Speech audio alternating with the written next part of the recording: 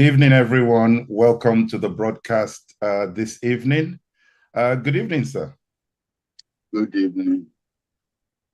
How are you this evening, sir? I'm in a bad mood. Oh, what has happened? It's my PA. We've been having an argument about how books are arranged in bookshelves. And I've told her that professors don't arrange books in a straightforward manner. That professors just put books whether across or whatever it is, and that is how professors arrange their books. So this afternoon, when she wasn't around, I arranged my books the way it's supposed to be a professorial arrangement. And then I come in here this evening, she's rearranged them to be neat and straight and professors don't do that. But how did you notice? You're supposed to be absent-minded.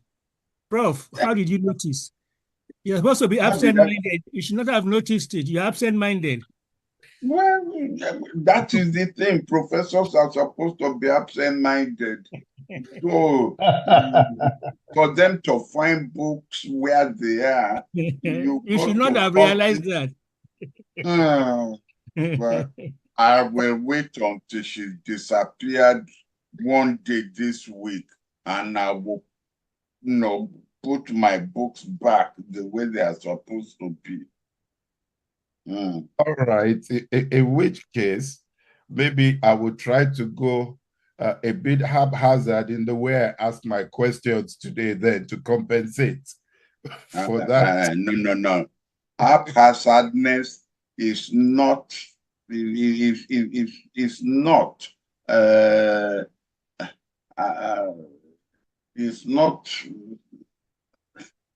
a characteristic of questions and answers. Those are mental. Those are mental, whatever it is. So you won't catch me out on your questions. Is arrangement of the books. All right. We'll keep it simple this evening then. Let me start with something that I never thought we would discuss. But then, having listened to you over the years on this program, I kind of concluded that nothing surprises one anymore. And I will start from Europe and the comment from President Macron, where he's suggested that putting troops on the ground in Ukraine to make sure that Ukraine doesn't lose the war might be something that they might be prepared to do. How do you respond to that, sir? Because I know in the past you have said something which was never take all the options off the table very early. So I thought when I saw that, I thought I'd love to hear what you would say to this particular point from Macron.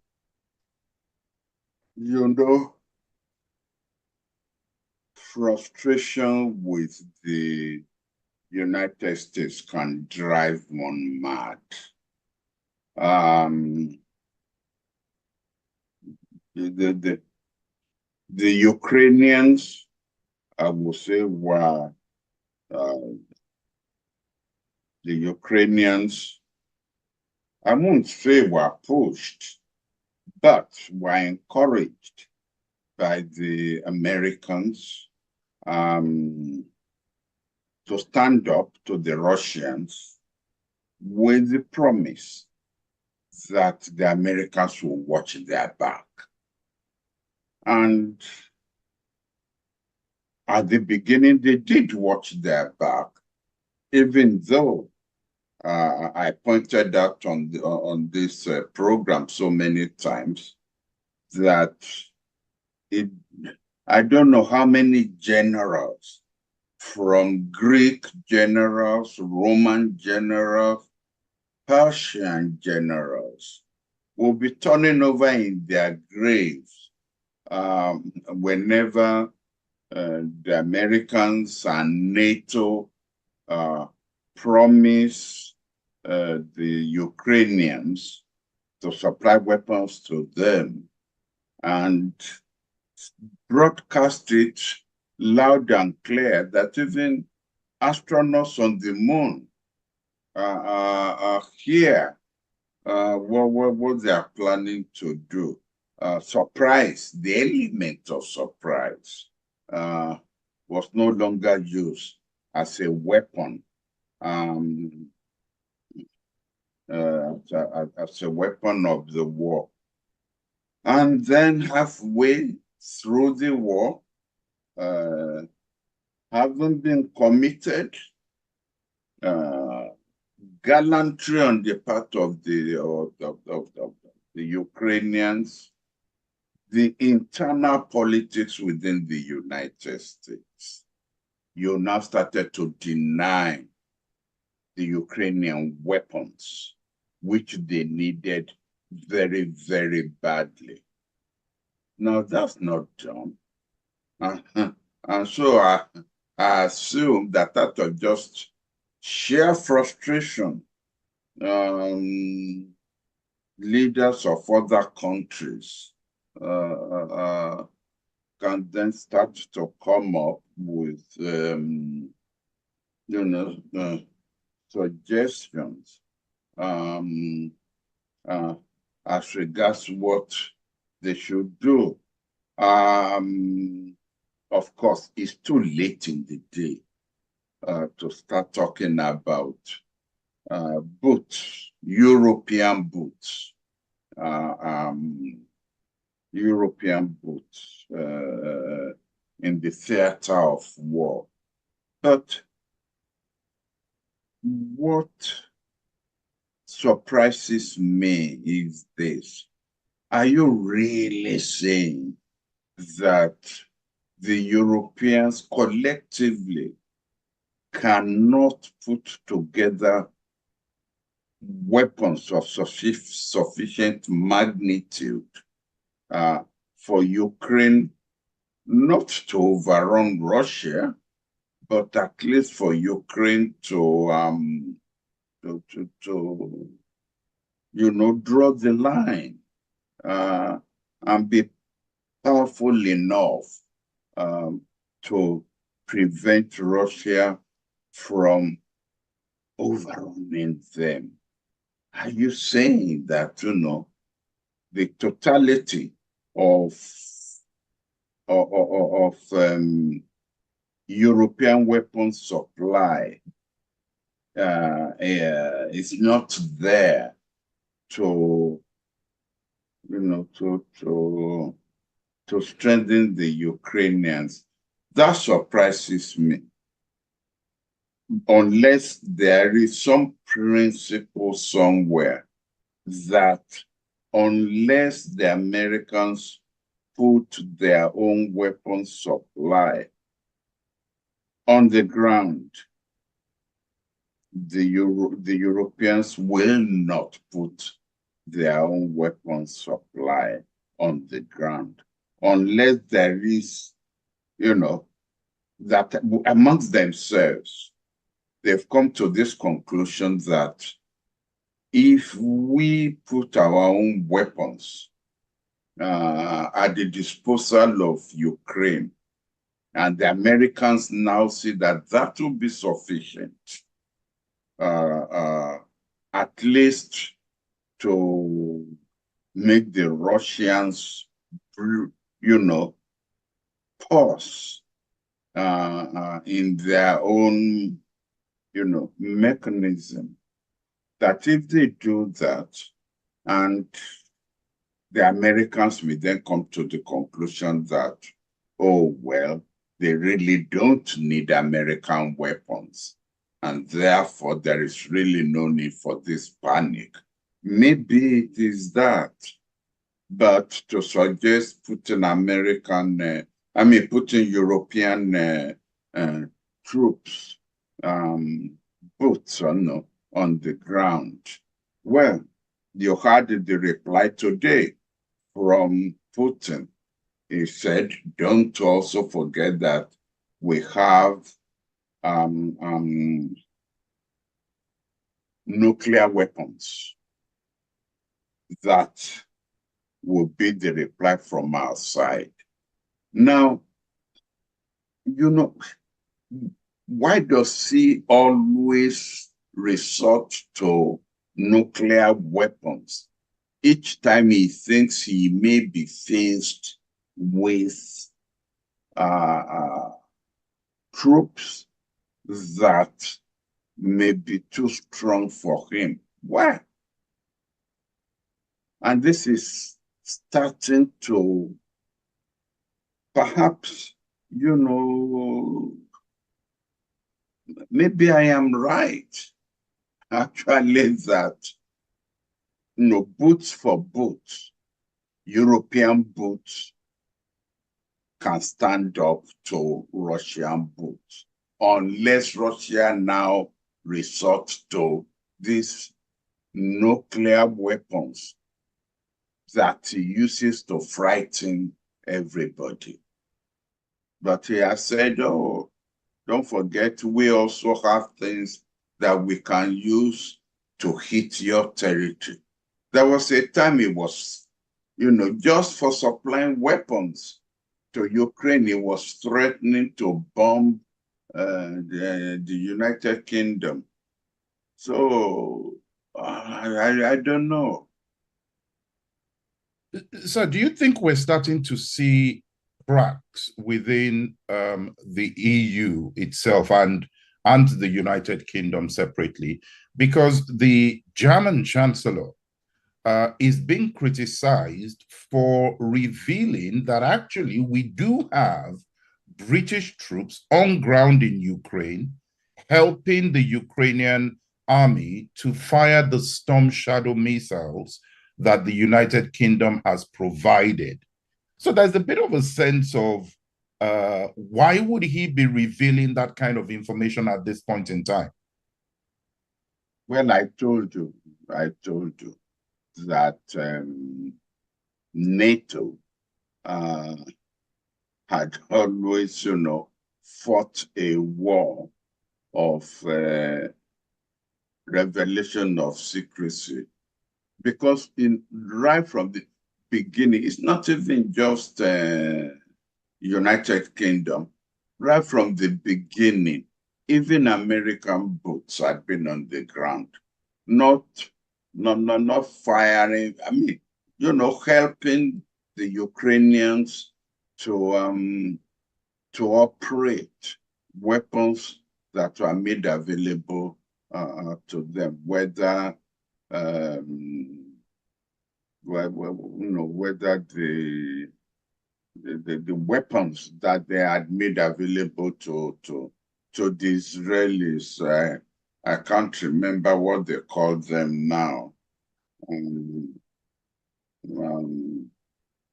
But that was this, missiles that they were firing, so sophisticated that the Americans had been there, training the Ukrainians. So they all know why the German chancellor now decided that a matter that has never been secret, he will now put an imprimatur of openness on it. I don't know. One thing that struck me, sir, is that it appears that in Europe, the Europeans are now getting very desperate because we've had one of the, in a recent address, the European Commission president was even suggesting the use of seized assets from Russia to be given over to Ukraine. And it struck me that, is this a war that Europe must win at all costs? Is it too late to walk away from it? You can't walk away from that war. No. Well, you guys are too young to remember the way the Second World War began. They kept appeasing, because that's appeasement. They kept appeasing Hitler in the hope that he will be satisfied with whatever little is given. And he kept biting and biting until finally he came to the conclusion that actually he could go in for a full-scale war. I think the war doctrine of the Europeans earlier on, that don't allow Putin to get away with swallowing Ukraine. If you do, he's going to go after other European countries. I think was absolutely correct. Because don't forget that in 2014, I believe, Putin has swallowed part of Georgia. Not Georgia in the United States, but Georgia in Europe. He has swallowed part of it. Then in 2015, he has swallowed part of Crimea. And that is how dictators operate. So you can't walk away from that war in Ukraine.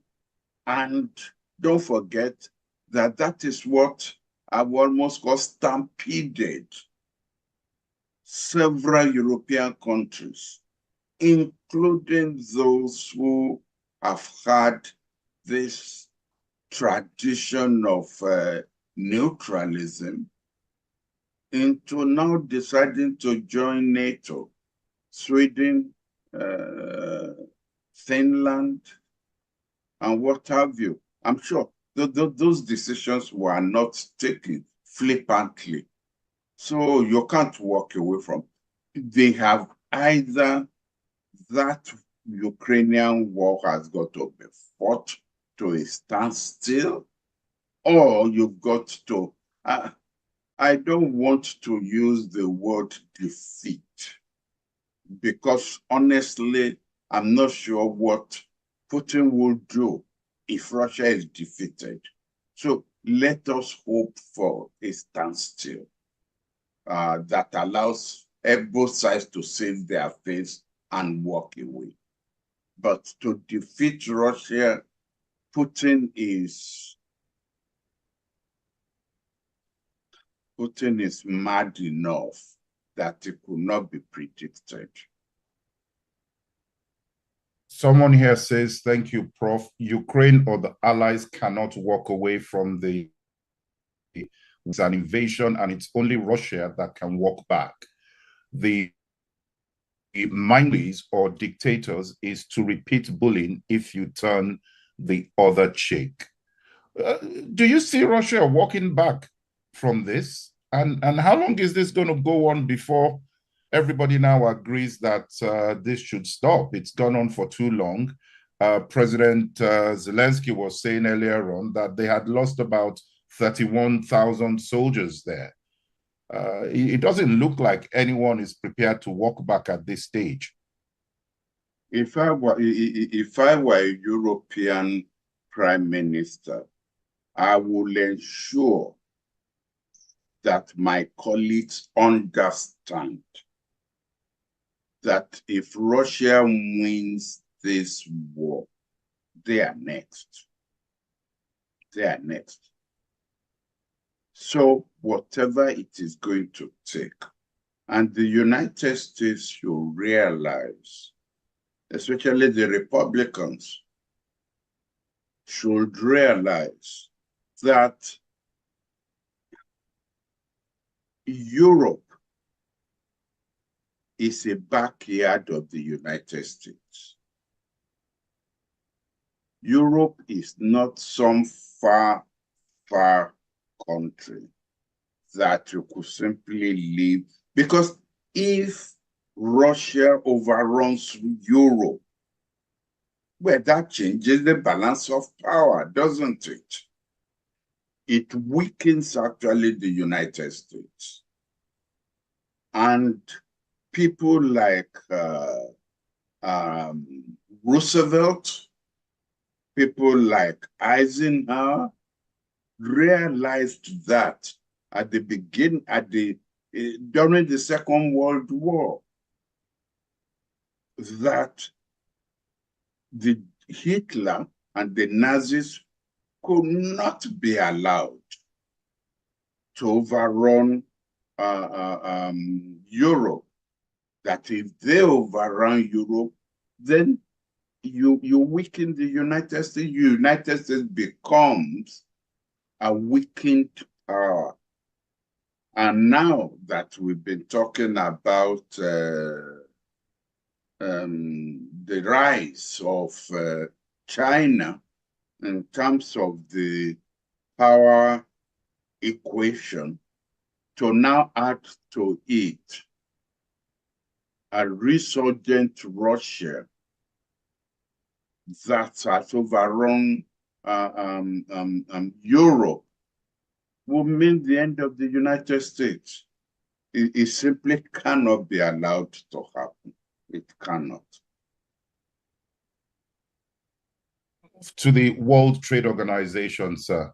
And we saw some interesting developments there this week, where India and South Africa objected to an agreement that the World Trade Organization was trying to put in place to simplify foreign direct investment into Africa and amongst member states.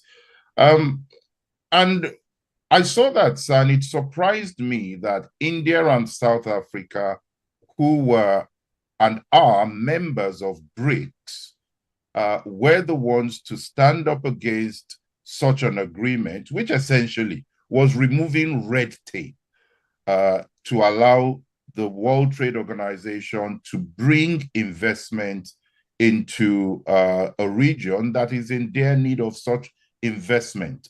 What is your view on what has happened there, sir? Things are never what they appear to be. On the surface, you could say that investment into the global south from the global north is to the advantage of the global south. But then you see, we always say there's no free lunch. We always say that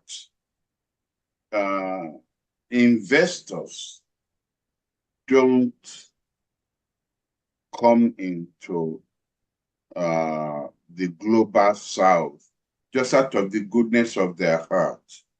There must be something in it for them.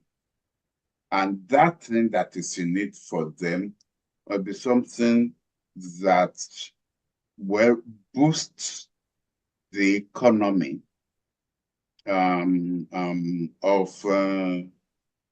the Western countries. And that must be what China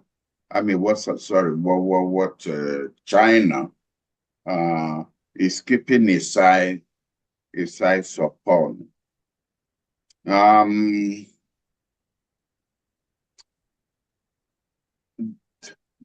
The game that is being played now is between China and versus World Bank and the IMF.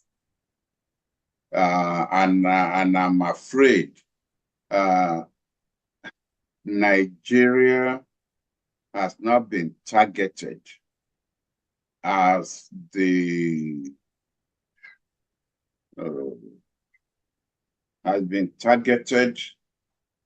next bride,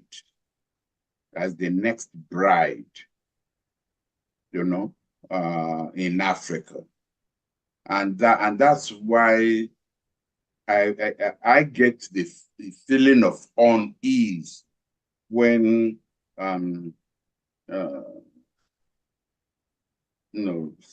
economic spokesperson for Nigeria think that it's something they should be proud of, to say, oh, the World Bank president has looked at this and has approved this. The president of the IMF has seen this our blueprint for development of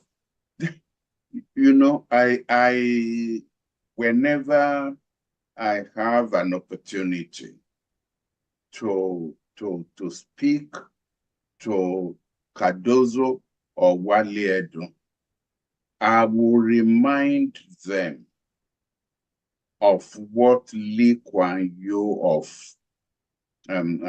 Singapore said when he was asked for the secret of the success of Singapore. And he said, it's because we rejected every advice given to us by the World Bank and the IMF. And we developed an autonomous economic policy of our own. Of course, he rubbed it in by saying all members of my cabinet were either from Cambridge or from Oxford. Therefore, we could read from the same page.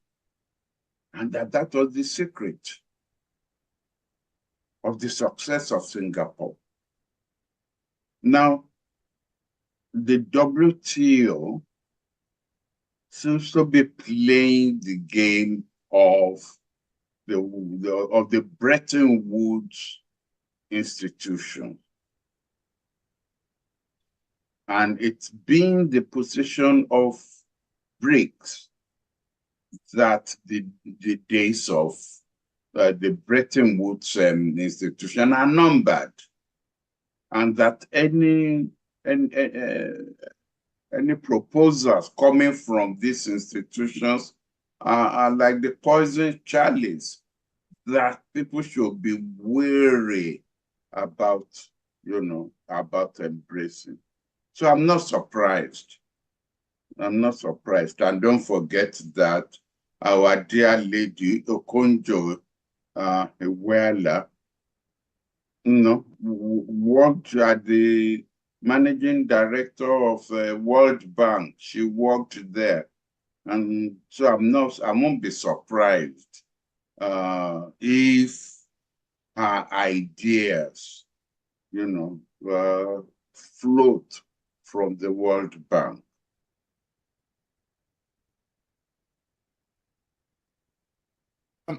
So just picking up from something you said there in terms of Nigeria's approach and how Nigeria is taking the investment.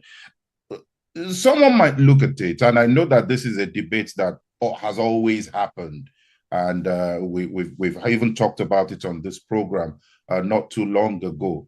This issue of development versus democracy. If China is coming in, for example, or IMF is coming in, and they're giving us the funds to develop our environment, to develop our economy, to develop industries. Some analytical WTO initiative at somewhere between and $800 billion of investment. It wasn't specific, not every towards Africa, but why should maybe we're not at the same point where Singapore was at the time Lee Kuan Yew was saying some of the things that he said.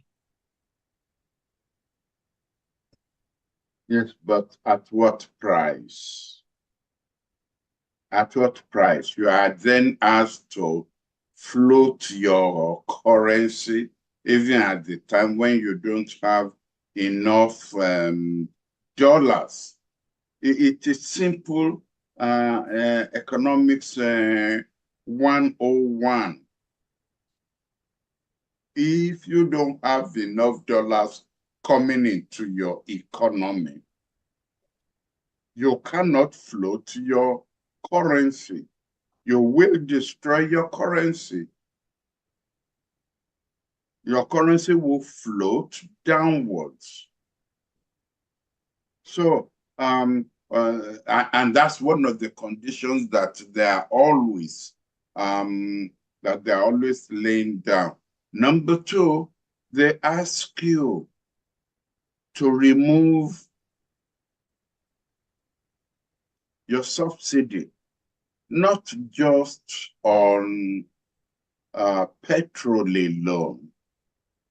They start asking you to remove your subsidy on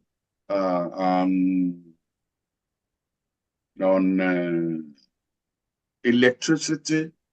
They ask you to remove your subsidy on agricultural production, your agricultural produce.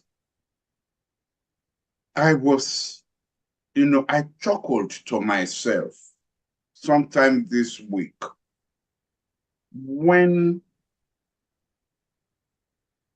the apostle of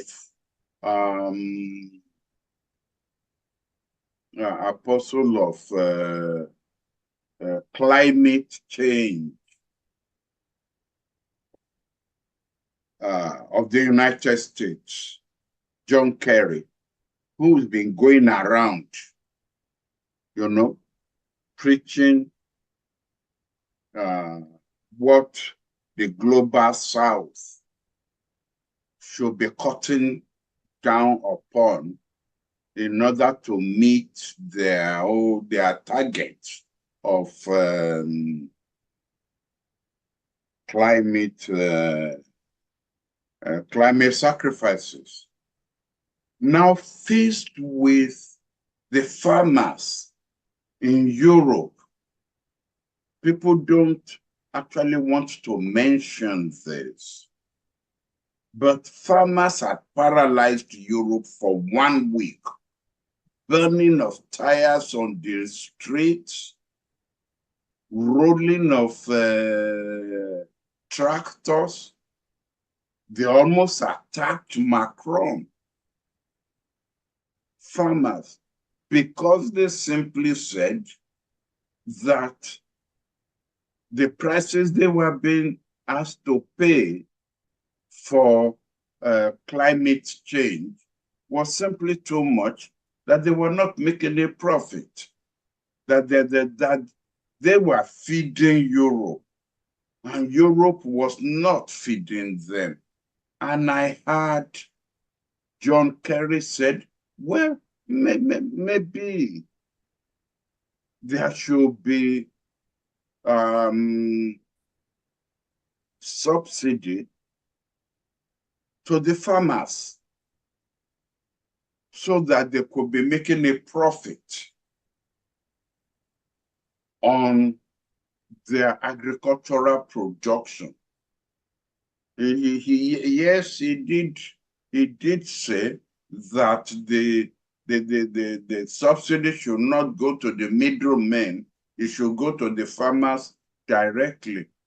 But I then said, but you people keep preaching to us in Africa, removal of subsidy. removal of subsidy. And the moment in your area you are confronted by determined agricultural farmers and what have you, you back down. And you are now starting to see, justification for subsidy. Back to Africa, back to Nigeria. There was nothing wrong with subsidy. So subsidy on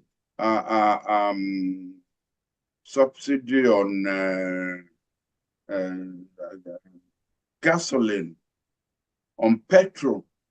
What was wrong was the porosity of our borders, that the advantages of the subsidy were not coming to Nigerians, they were going abroad, across the border to our neighboring countries. Therefore, the solution you should look for should target closure of those boundaries and not removal of the subsidies. You remove the subsidy, now we've seen the price that Nigeria had to pay. As you were having those riots in Europe, you were also having demonstrations in Nigeria. And it's like Nigerians were surprised. And even the way the news was then carried abroad, by the world media, it wasn't carried in the way in which they were carrying the news about the riots that are more virulent in Europe. There's somebody, well, mention his name, who said the definition of power without responsibility, that's what a prostitute is. Power without responsibility. Now, I'm starting to think that maybe that definition actually applies to journalists. There was no foreign media that made reference to the fact that Nigerian police were giving biscuit and water to the demonstrators in Nigeria because they were demonstrating under the hot sun.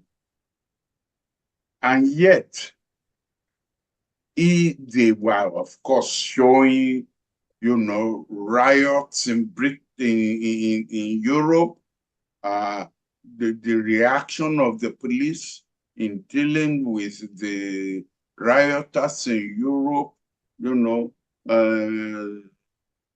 firing of all kinds of weapons to try to stop them in Europe. They mentioned all of those. They didn't mention the fact that the Nigerian police showed admirable behavior. And yet, it was African journalists, even based in Lagos and based in Abuja, who were reporting for this foreign news media. Whereas if one person had been killed, or there had been brutalization of or brutalization of the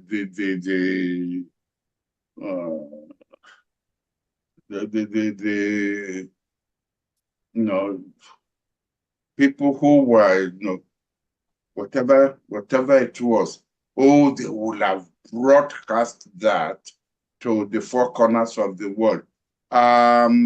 Some people were killed in Guinea. They broadcast that. They broadcast that. So, in a way, so that to me explains the WTO's problems with China, India, and South Africa.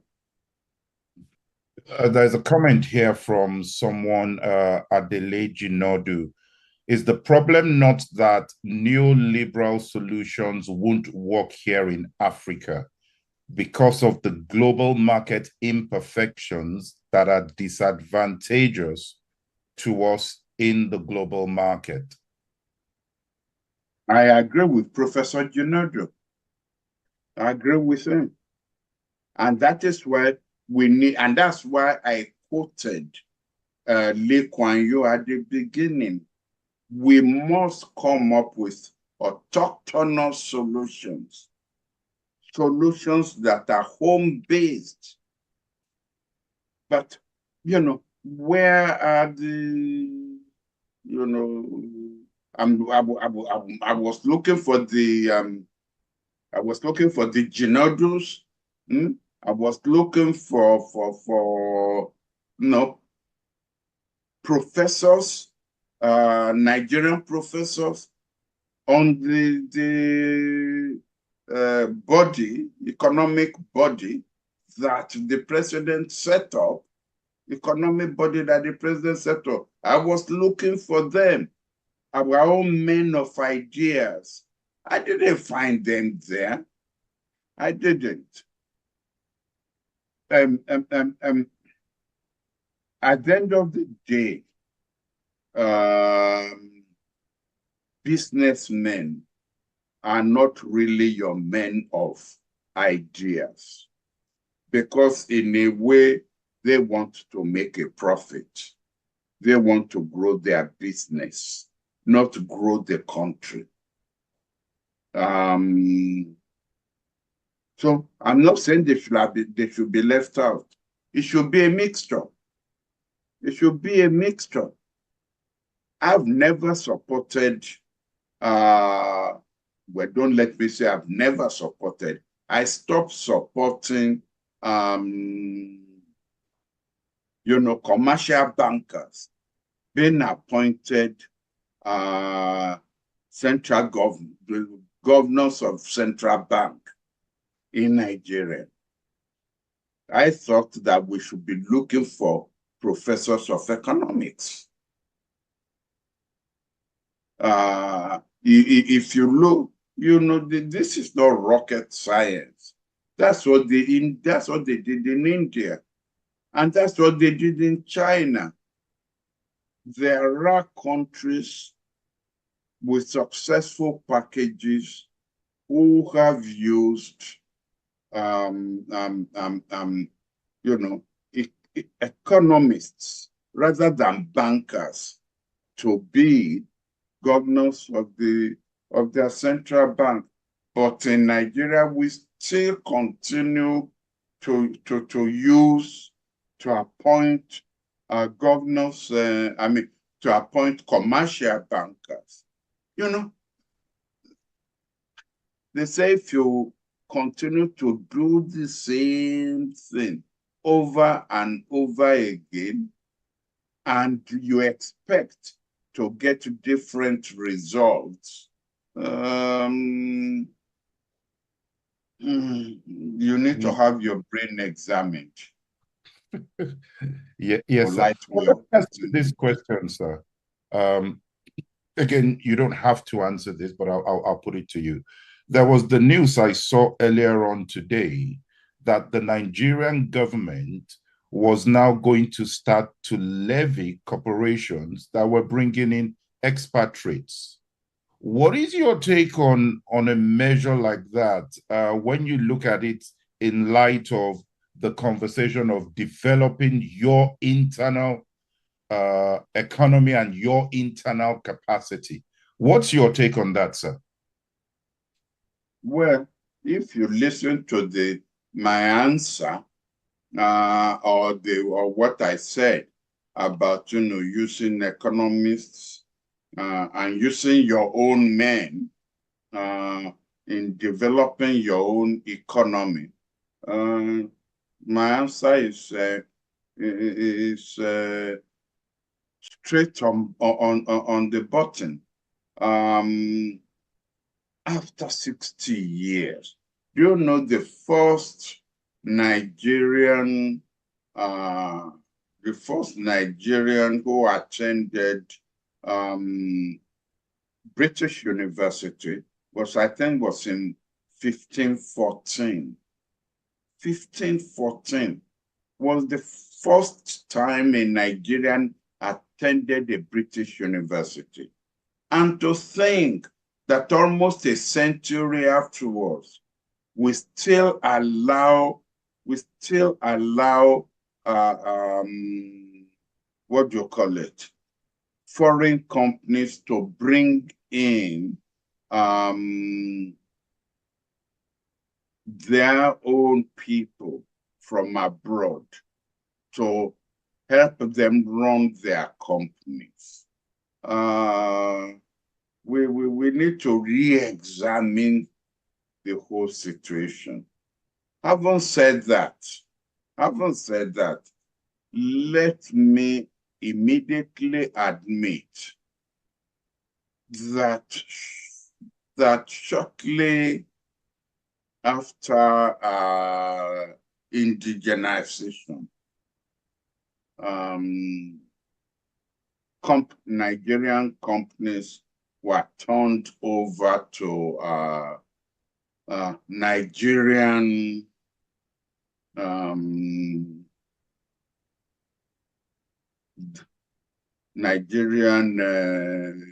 management,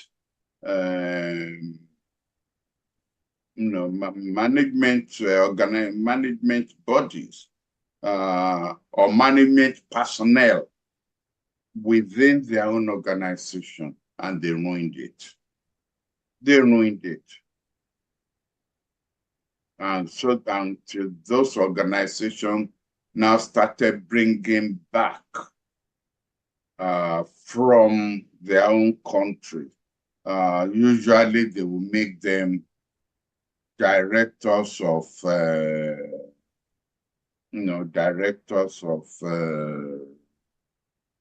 finance and management, and leave your men as MDs, managing directors without power, because they saw what they did.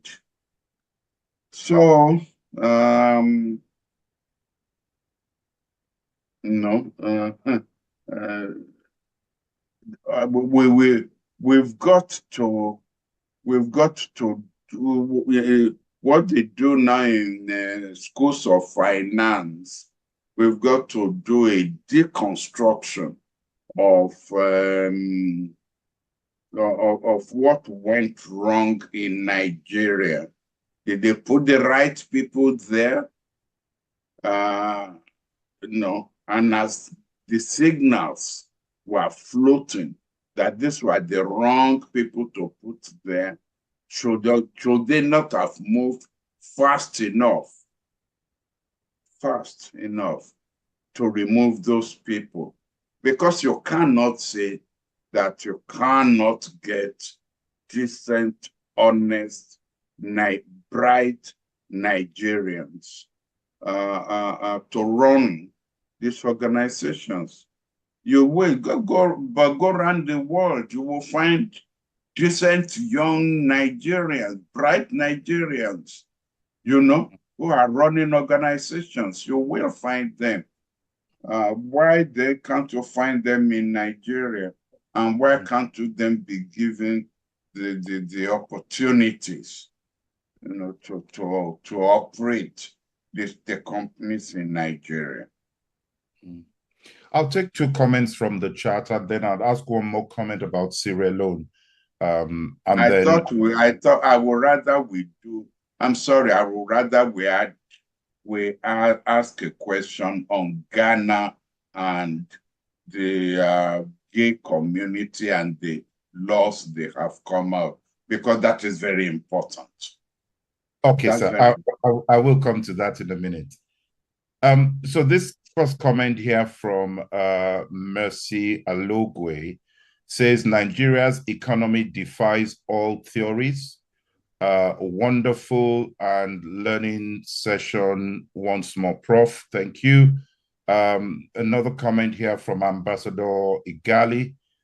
You are absolutely right. The need as a country to think through our economic woes. I think we have enough intellectual resources and practitioners with hands-on experience to come up with homegrown answers. And this other comment from Jackson Aluede, forgive me if I get the pronunciation, are not one where the weakness of the African system, whether political system or economic system, where the weakness will be where the incoming foreign partners will exploit the weakness. Yes, it is true that the Chinese, and we praised them at that point, they said, we give Africans what they want. And that they are not coming in with the mindset of the West, where you can dictate to the Africans what they will need for their economy. Yes, we praised the Chinese at that time. However, with Africans, with some of the African countries going, defaulting on their loan, when it was obvious that the loan they were collecting, they lacked the capacity.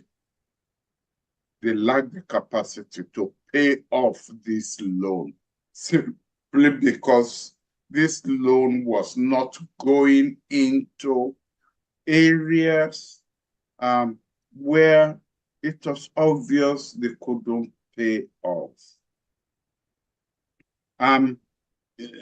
If you take a loan and the loan goes into infrastructural development, where the payback on that loan, as you develop the infrastructure, the returns, the dividends allows you to pay the Chinese or whoever it is you are borrowing the loan from.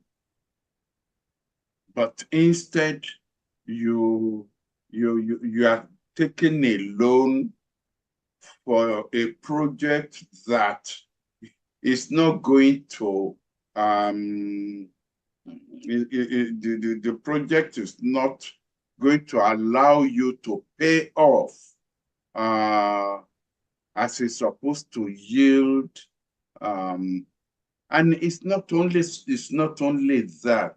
Again, let us look at an example even from Nigeria.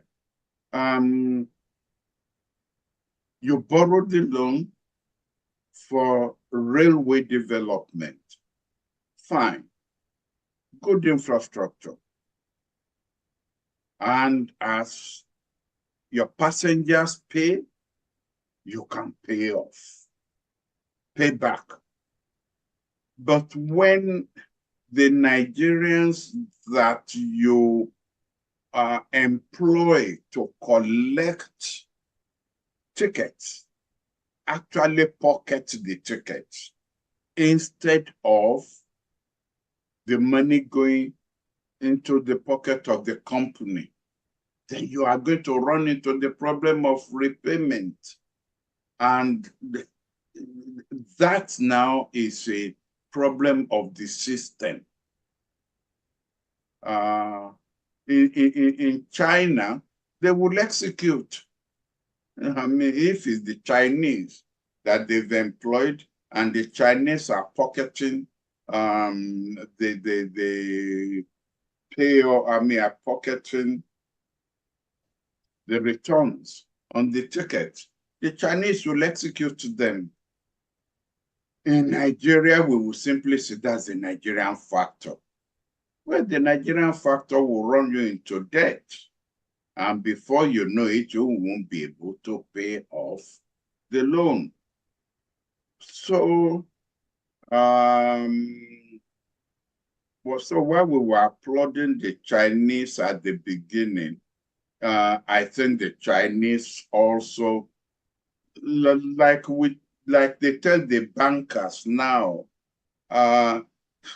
did you do due diligence that these people will not be able to pay back that loan?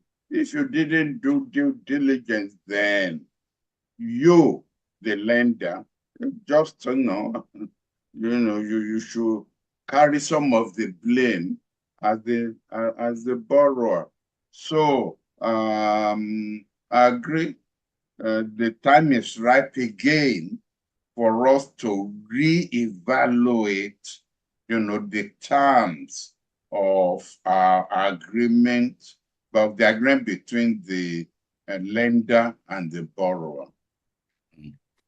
Let me go to Ghana, and then I'll come back. I'll read a point that someone has put out here. So Ghana, this legislation had been out for about 3 years, finally gets approved by the government, unanimously approved by the Ghanaian parliament. It's the Sexual Rights and Family Values Act is what it is. That got approved, and there's been quite a lot of pushback about that. Looks like you have a view on there that you want to share. Would love to hear that, sir. Yes, I do have a view. I think, again, it is part of neo-colonialism for the West to try to foist cultural values on Africa that are not our values. It's not just Ghana. They've had the problem in Uganda. They had the problem when Jonathan was president, with the Commonwealth insisting that Nigeria must not have legislation that will, let's forget all this big grammar. The thing is, do we want gay values in our country or not? And I will again, I will hold it out that the CSOs that are pushing for these gay values to be entrenched in our constitution, to be entrenched in our system, in our laws, are being funded from abroad. Now, let me make something clear. I am not saying that gay values are new to Africa. They are not. They are not. In fact, if you listen to some of the some of the debate, you will find out that there are African names for gay, for you know, relationship between, for lesbianism. There are African terms for them, but they were not in your face behavior. They were not. People regarded them as something that should be done. I don't care what you do behind doors. Once you lock the door, I don't care what you do behind doors. But don't come and tell me that you are going to have mass wedding of gay couples and of lesbian couples. Now, that is un-African. And to now say that there should not be legislation to prohibit that is what I am against. You know, man and man want to do their thing behind closed doors. That's fine with me. But 50 couples, 50 male couples, or 50 female couples want to gather in a hall and, you know, get married, and you now say that, you know, legislation should, should back that up. Now, that is not African. And I think that we also should, whatever platform we have, we should push back on that. We should push back on that. I will not tell the Americans or the British that what they should do behind closed doors. I will not. And I think that it is neocolonialism for them to tell us not only what we should do behind closed doors, but what we should do openly. Fantastic. Thank you for that, sir. There's a question here. Maybe we'll end with this tonight. This person is, one second, sir. Bimbo, sorry, another question came in. Bimbo Robots for Lion, who says, do you think there might be a need for legislation to curb the downfall of the Naira, considering that currency rates are determined by demand and supply, and Nigerians are buying it up for foreign parties in Dubai and rents in Ikoyi?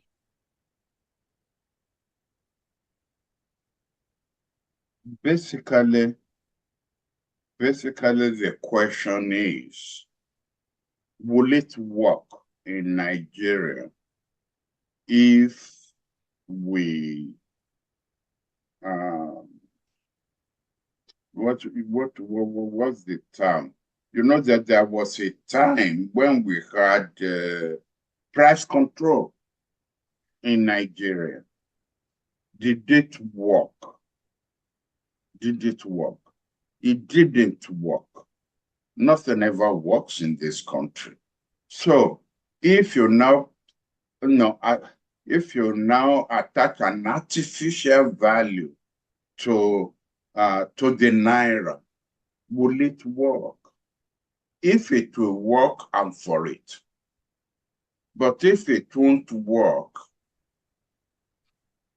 then obviously I am not for it, because there is nothing worse than coming up with a policy that will not work. But on the other hand, it will compound the problem. It's another question here from Ismail Lawal. This person said, Prof, I'm sorry, we don't need foreign loans to develop our infrastructure. All we need is technology transfer to tap all our resources and channel them into our development. I agree with him. I was reacting to a question that was posed on Sierra Leone. Sometimes last week, General Obasanjo said that 80% of Nigerian oil is not worse, is stolen. Obviously, if that 80% is not stolen, but is is paid into the CBN by the NNPC, and in the CBN, they also take good care of it. You are absolutely right. We don't need an inflow of, we should welcome it if it wants to come in, because it means we will have excess. But you're absolutely right, we don't need to take a loan from abroad. But when we steal 80% of our oil, even look at the news that had come out last week about trailer loads of rice, of commodities, that were being exported out of Nigeria, smuggled, and that they were stopping at the border. How are you going to have a balanced economy?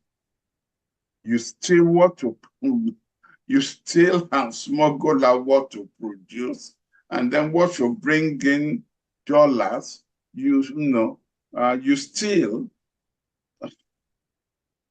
Again, I will say, if it were in China, they'll execute them, and that will put a stop to the nonsense. But in Nigeria, we've got to do it by human rights. We've got to go to court, and the case will be in court for 3 to 5 years. And again, we are back to, liberal, everything is liberal economy, liberal judicial system, liberal gay, liberal lesbian, everything must be liberal. Forgetting that even the countries where we are borrowing all this liberalism, they didn't start with liberalism. They didn't start with it. Mm-hmm. I think it was quite shocking when the governor of the Central Bank of Nigeria said that in the last 1 year, $26 billion had made it out of Nigeria in cryptocurrency. And just to find out that that kind of money was floating around for people to put into cryptocurrency. But it makes one to wonder that how did the amount going out reach 26 billion before somebody decided to say, there's a problem here, we need to try to fix it? Where were they when it was 2 billion? Where were they when it was 3 billion? 26 billion. So I do agree as well, sir, with the comments there, that maybe we actually do have the money within the borders of our country to develop our country. Thank you very much, sir, for this evening. Apologies, I've taken you a little bit over time. Thank you to everyone. We'll be back same time next week, and there will be more interesting things to talk about. On that note, we'll bring the program to a close. Good night, sir. Good night. Thank you very much.